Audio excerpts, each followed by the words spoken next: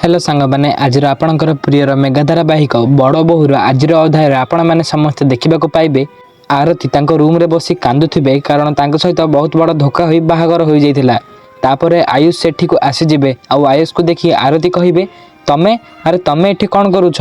आयुष कहिबे कौन कहिलो तमे तमर तो बहुत साहस तमे बोधे भूली जाउछ जे एईटा होउची मो रूम आ तमे मो स्त्री।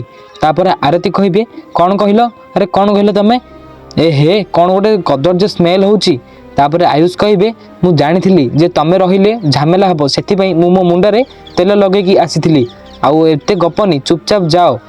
स्त्री माने जेमिति काम करंदी सेमिति काम करिवो जाओ। मो पई खाइबा नै कि आस आउ तापरे मो पादरे तेल मालिश करिवो। आउ गोटे कथा सुनो मो ड्रेस बाहर पड़ीछि जाओ ताकू धोईकी सफा कर देबो बुझिलो। तापरे आरती कहिले मु जानिथिली मु ठीक जानिथिली तम गुण सब एमतिया तमे जमा भी भल लोक नुह। तम भावुच जे स्त्री दिन राति 24 घंटा खाली खटिबो आ तुमको रोषेई करी खाइबाकू दबो